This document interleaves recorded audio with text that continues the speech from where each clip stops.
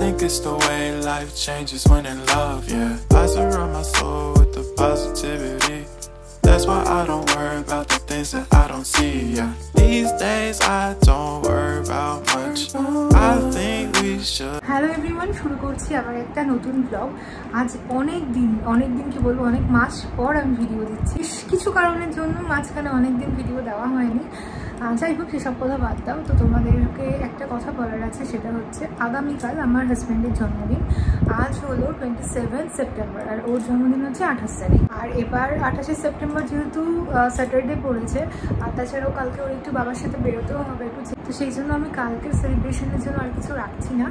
আজকে ইচ্ছে আছে রাত 12টার পর ছোট্ট করে সেলিব্রেট হবে বাড়িতে, মানে একটা কেক আনা হবে, ওটাকে জাস্ট কাটা হবে, আর কিছু না। আর হচ্ছে আমার একটা ইচ্ছে আছে, সেটা হচ্ছে আমাদের এই বেডরুমটা, আর এটাকে আমি পুরোটা খুব সুন্দরভাবে বেলুন দিয়ে সাজাবো। কিন্তু ব্যাপারটা হলো, মানে এই পুরো রুমটা সাজাতে গেলে বেলুন দিয়ে তো মানে অনেকটা কষ্টের একটা ব্যাপার, অনেক বেলুন টেলুন লাগবে, আর অত আইডিয়াও নেই কীভাবে কি ভালো লাগবে না লাগবে। সেই জন্য একটা দাদাকে আমি ঠিক করেছি, সে আমার রুমটা সাজিয়ে দিয়ে যাবে।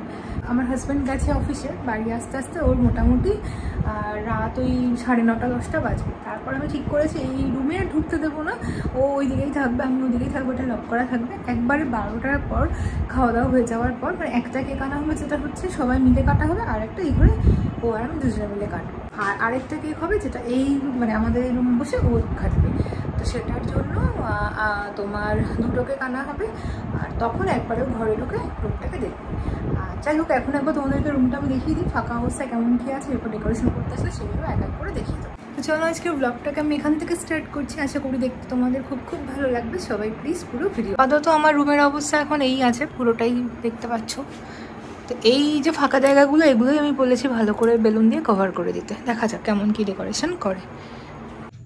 তোমাদের একবার রুমটা দেখিয়ে দিই, কি দারুণ লাগছে দেখো একবার, জাস্ট কতটা বোঝা যাচ্ছে আমি জানি না ফটোতে, পুরো চারিদিক বেলুন বেলুন বেলুন, দারুণ লাগছে।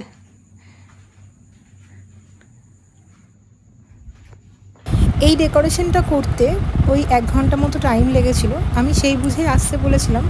8:45 নাগাদ আমাদের বাড়িতে এসেছিল, আর 9টার মধ্যে পুরো কিন্তু কমপ্লিট হয়ে গেছিলো। কারণ হলো এটাই, ওর অফিস থেকে ঢোকার টাইম ওই 9:30, তাই। আচ্ছা, এই যে কেকটা দেখছো, এই কেকটা আমরা সবাই মিলে কাটবো। এখন রাত 12টা বেজে গেছে, ওই জন্য কেকটাকে বের করেছি ফ্রিজ থেকে। তোমাদের যেমন বললাম যে 2টো কেক, আরেকটা আমি পরে দেখাচ্ছি। আর এইবার আমি নিজে আর কেক বানাইনি, তো বিভিন্ন কারণে আর বানানো হয়ে ওঠেনি, তো সেই জন্যই ভাবলাম যে কেক কিনেই আনবো। তো বাবাকে দিয়ে কিন্তু আমি এই কেক দুটো আনিয়েছিলাম। আসো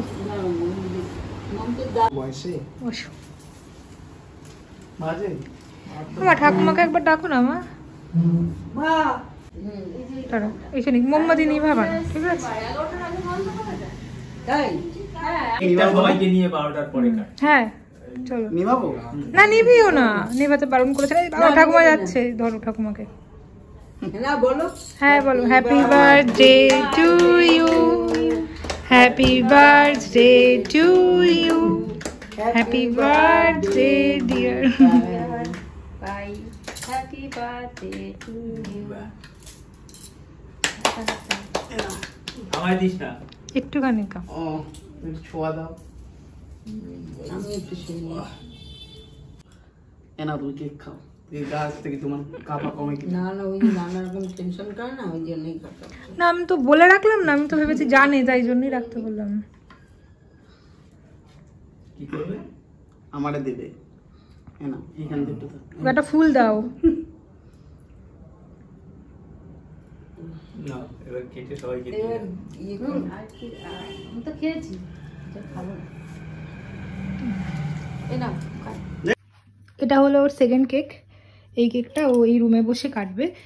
তোমাদের তো দেখিয়েছিলাম রুম ডেকোরেশনটা কেমন কি হয়েছে না হয়েছে। এখন হচ্ছে 12টা 20 বাজে, সবাই মিলে একটা কেক কাটা হয়ে গেছে, এটা ও আর আমি মিলে সেলিব্রেট।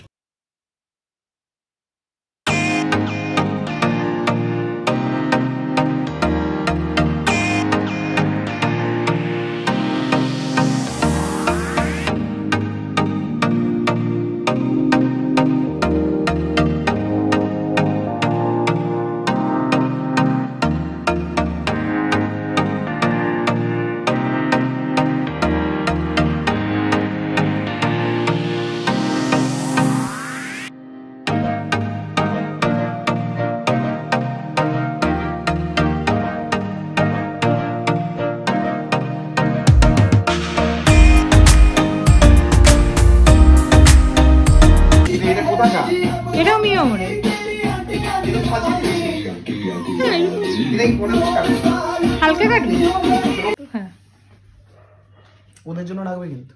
আরে হ্যাঁ রাখবো, সবার জন্যই রাখবো। নামের ওখান দিয়ে কাটলে? আচ্ছা কাটো, হয়ে গেছে। এইটুকু কেকটা কেটেছে, বাকি বলছে এখন আর কাটবে না, পরে কাটবে। আগে বলো তোমার পছন্দ হচ্ছে সাজানো? আমি সাজানো তো ভাবি না, আমি যেহেতু এই ঘরে কেক ফেক কাটবো ওই জন্য তুমি আটকে গেছো। এইবার ভালো বোঝা যাচ্ছে। হ্যাঁ তুমি একটুখানি বসো তো দেখি একটা ফটো তুলে কিরকম। এটা হচ্ছে একটা স্কাই ব্যাগসের একটা ব্যাগ, ল্যাপটপ ব্যাগ আর কি। ওর অফিসের জন্য মানে ওই ব্যাগটা ছোট হয়ে যায় যেটা ও নিয়ে যায়, তো সেটার জন্য আমি এটা অর্ডার দিয়েছিলাম। এটা ওর জন্মদিনের গিফট, এটা এখন ওকে দেবো। কি গো, এ নাও, বাহাত দিয়ে দিলাম। Thank you. এটা তোমার জন্মদিনের গিফট। দেখো তো তুমি যে বলছিলে একটু বড় বড় সাইজ, এটা তো লার্জ লেখা ছিল। ঠিক খোলো খোলো, ঠিকঠাক আছে নাকি দেখো। তুমি যেমন একটু ব্ল্যাক অ্যাশ এইসবই কালার পছন্দ করো। স্পেসটা দেখো,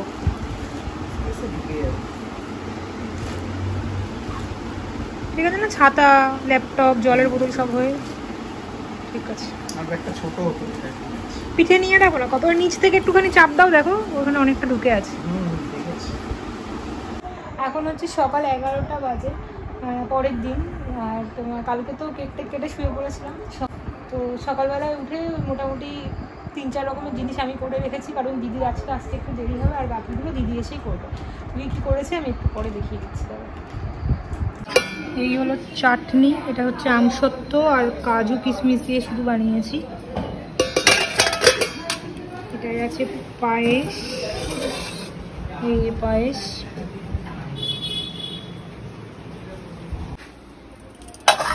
এটা হচ্ছে চিলি সয়াবিন, আর এটা হচ্ছে আলু পোস্ত।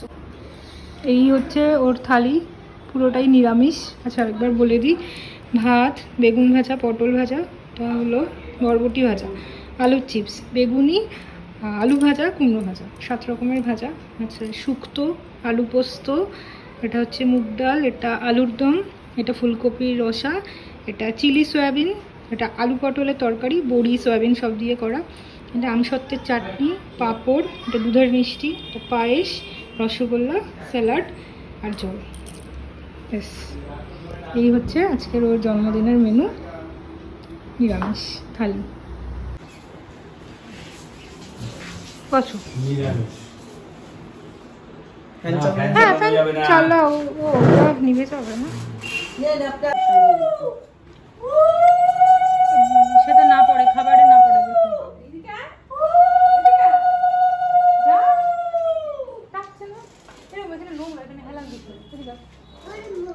ওকে নিয়ে বসো তো তুমি।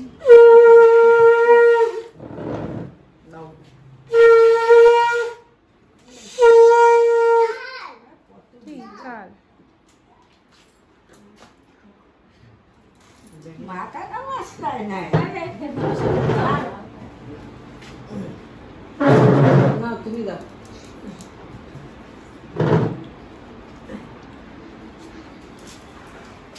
মা যখন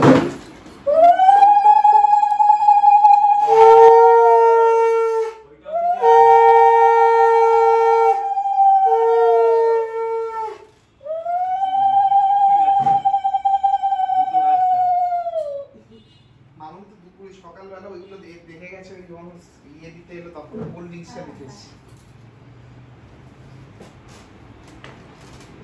ওরা আছে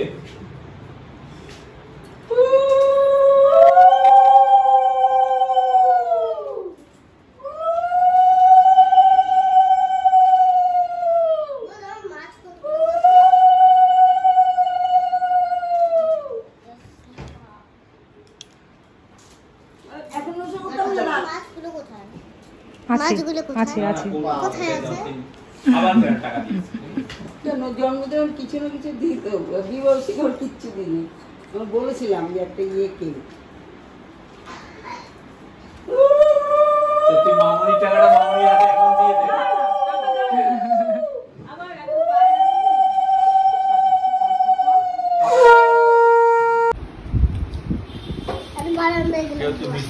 তুমি পনির খাও না বলে কিন্তু পনিরের কোনো আইটেম নেই, সব যেগুলো খাও সেগুলোরই আইটেম। না বাইরে যাবো না।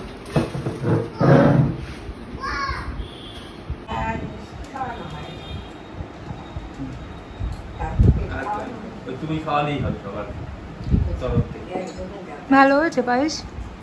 ও এবার খাওয়া দাওয়া করুক, আজকের মতো ভ্লগটাকে এখানেই এন্ড করছি। দেখা হবে আবার অন্য কোনো নতুন ভিডিওতে। ততক্ষণ তোমরা সবাই খুব খুব ভালো থেকো, আর যারা চ্যানেল এখনও সাবস্ক্রাইব করোনি অবশ্যই করে